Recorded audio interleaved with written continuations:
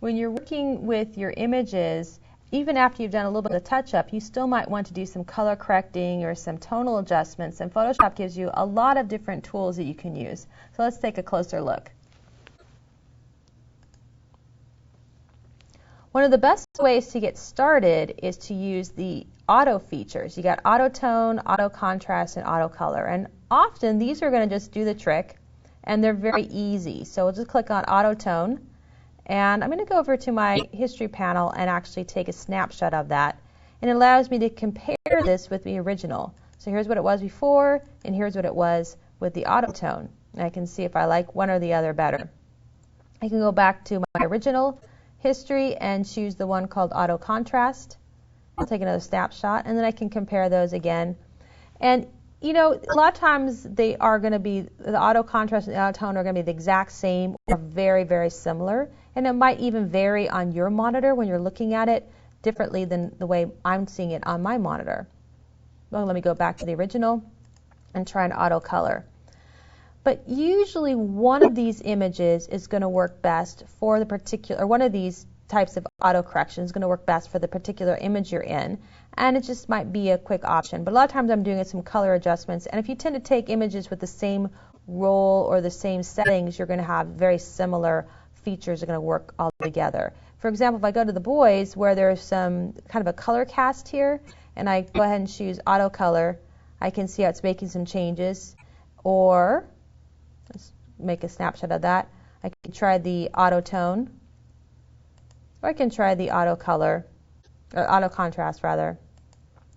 And then I can even kind of review back and see which ones I like. And this one, I think I kind of like that last one we just did, which is the auto contrast. Now it is possible you can actually do a blending of them, but you don't always need to. But for example, if I go back to this one for color, and then I apply the contrast, it's going to be a slightly different result than if I just done the contrast by itself. If I'd done the contrast first, and then I apply the color, again, it's a slightly different result. So they are cumulative, they do work, but usually if I have a lot of pictures to go through and correct them, I'll just use those auto features because it gives me pretty much a good image for the amount of time I have to invest in them. Now if I've got a little bit more time, or if I want to go for some extra effects, or I need some extra help, I can use some additional adjustments. And we have some different types of adjustments. We have adjustment layers, and we can also go into the image menu and make adjustments. Now, if we use the image menu and you change adjustments, you're actually permanently changing the pixels. Once you save the file, it's done. However, if you use an adjustment layer, those pixels or those changes become an option that you can go back and change later. And if you save it as a Photoshop file, you can even change it after you've saved the file and closed it and reopened it. Now, the first row here really helps with a lot of the lighting elements. And the brightness and contrast is a really nice one to work with. It's just going to give you some brightening. And a lot of times your pictures just need a little bit of extra oomph to them. And usually when I bring up the brightening, as I drag it over towards the right, I'm also going to add the contrast, because a little bit of contrast helps those dark colors really intensify. And you can see sometimes it dulls it out if I move it too far. And I usually am using the brightness when I want to add a little exposure, but in this case, making it a little bit darker could work because of the amount of light that was coming in. And again, you can try and change the slider here. Now, if I click on the eyeball, I can actually see what it was originally, or what is with the effect. And then I can just simply collapse this panel, and that is staying with me. And with the eyeball, I can turn it on and off. Anytime I can double click and reopen the properties to make further adjustments. This is actually applying to the entire image, but it's using a mask, which means that I could potentially create some different masking options and apply it to only a certain area of the image, or certain pixels of the image. Let's come back to levels and curves in a moment and start with exposure and vibrance. So exposure is great when you have too much light or dark. And it's a little bit of a heavy hitter here, so if you're pulling it in, it's actually changing all the settings at once. But you can see how it's doing some color shifting as well. And the gamma correction is going to let you work on some of those elements for the gray. And for this particular image, the exposure may not be as necessary, but depending on the image, that could really be helpful. I'm going to actually go ahead and choose the delete can, or the delete item, and then it doesn't show up in my layers panel. Now the vibrance can really add an interesting effect. And the saturations we're going to see the most change. If you pull it to the right, you're going to get some really bright, intense colors that are going to really pop open. And if you pull it down to the left, it's going to desaturate. We're going to remove all those colors to the point where it's actually grayscale. And you could do something kind of to the low left and create an interesting stylized effect. And then the vibrance is a more subtle slider. It's going to intensify those colors as you move to the right or mute them. It's going to, so you could create something that could go onto a magazine cover or something like that. And again, you could brighten it up. And those vibrancies is just changing the temperature, if you will, of those colors. Let's go ahead and hide that one.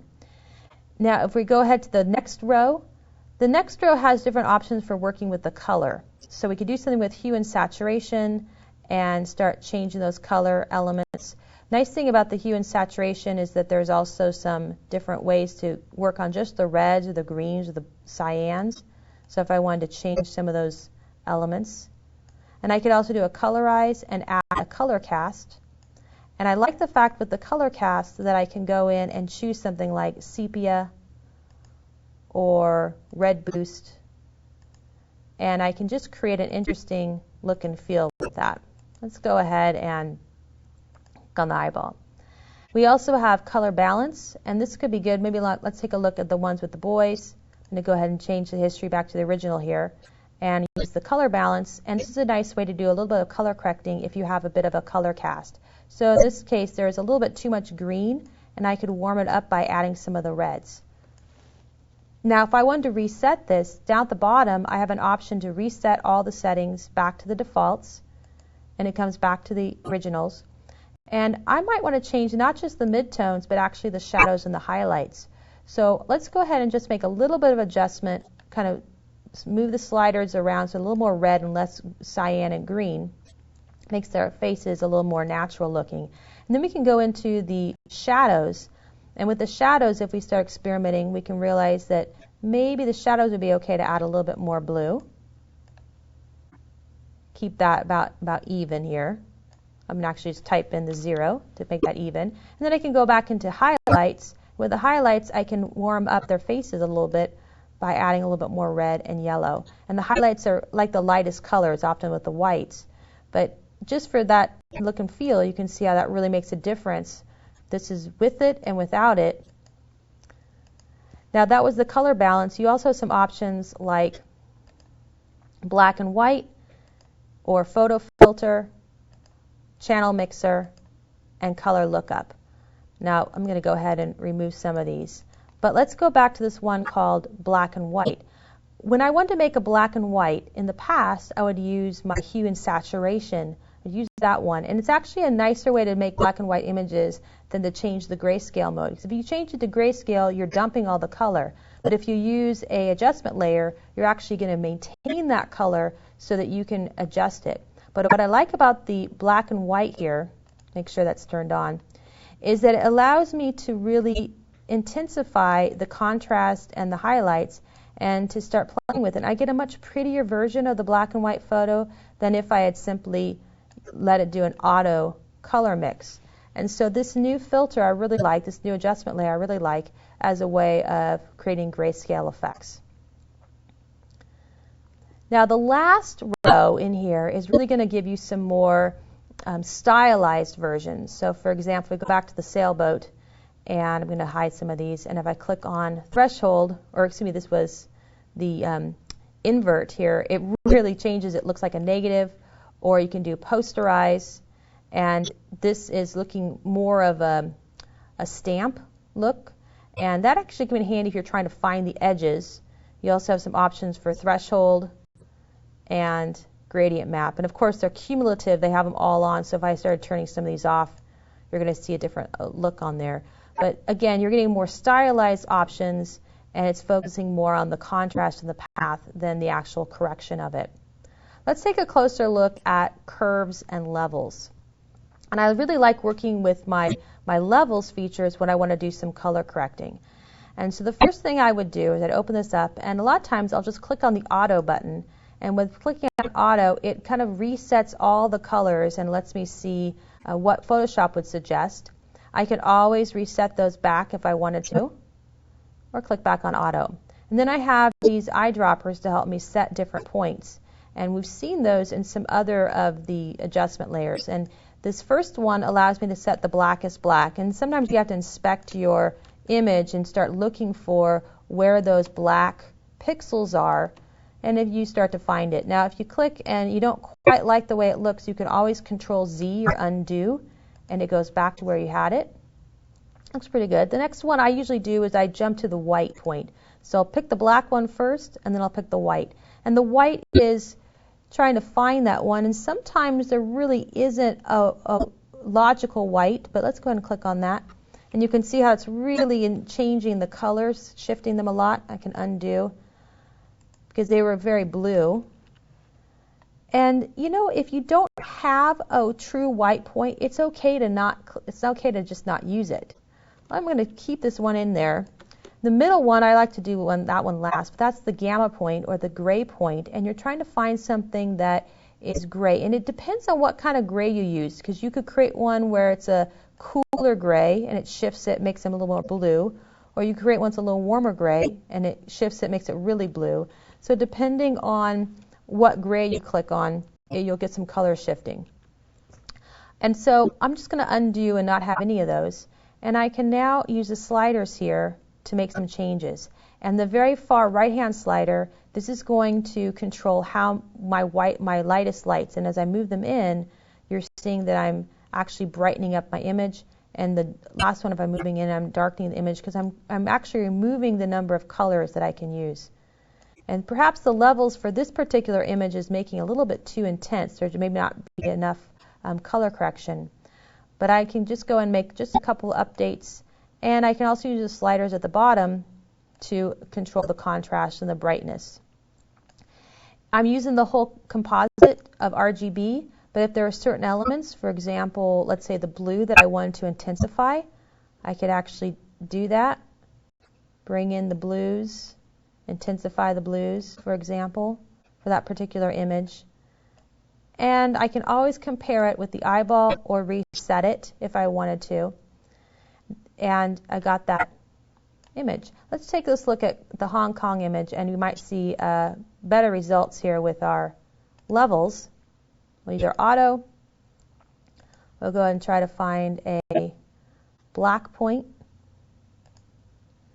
And we'll look for a white point. Might be easier if I collapse that panel, and looks like here's a good white point in there. And I'll go ahead and look for a gray. There's a lot of gray areas in this one. And I can start lightening it up. And often what I've found is I'll use this when my auto features don't work. And I'm usually changing my right slider just a little bit and then adjusting the middle point to do some brightness and contrast. But there, that looks pretty good to me. Now, in addition to levels, you also have curves. And curves are a lot more dynamic, and I find them a little bit more dramatic than the levels. But with curves, you can just pull this curve down and really do some color shifts. You also have the auto feature. You have your sampling points, and you can even change it for particular options. But I like using the curves when I'm doing something like the sky here, and I want to create a really dramatic effect on the sky. And I can pull that in and really intensify it. You can see how it's really making it pop in a way, but I'm just using the curves. And the key is you don't want to have too many points on this. It's about as much as you want because you can really overdo it, over-exaggerate it. But there you go. Now, I want this adjustment to only affect the sky and not below it. See, if I hide the sky, it's actually affecting the sailboats. So what I'm going to do is clip it, and this tool right here allows me to clip it to that one layer. And in fact, I actually had one that I did already where I had a vibrance, and it was clipped to the sailboat. If I right-click on vibrance and I release the clipping mask, it actually will clip it onto the sky as well. It keeps going.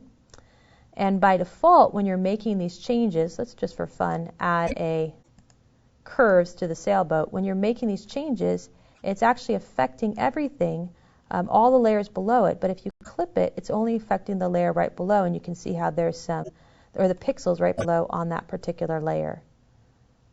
Ooh, that's an interesting effect right there. Not sure what to say about it, but there you go.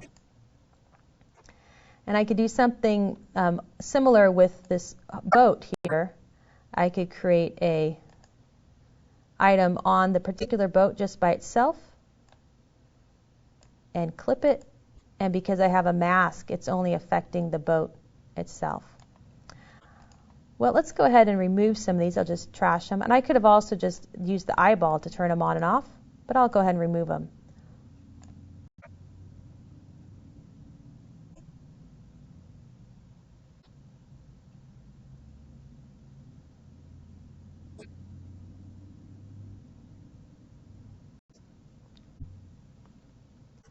One other feature that you have is you have painting tools that you can use to actually paint in the color corrections right where you see them.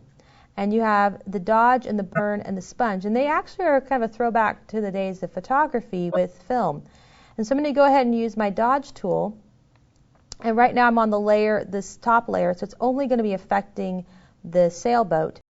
And what the dodge tool is going to do, it's going to lighten up those pixels. And so as I'm painting, those pixels are lightening up. I can even make my brush a lot bigger, and it's intensifying it. It's cumulative, so as I keep painting on it, it's adding more elements. Now the burn tool is going to darken, and I'm going to go ahead and select the background here. And the burn tool will be a way where I could darken the corners and create a vignette effect. Again, drawing intention, or I could even paint over where the boat is and darken those pixels. One other feature you can do is the sponge tool. The sponge tool will let you to desaturate or saturate.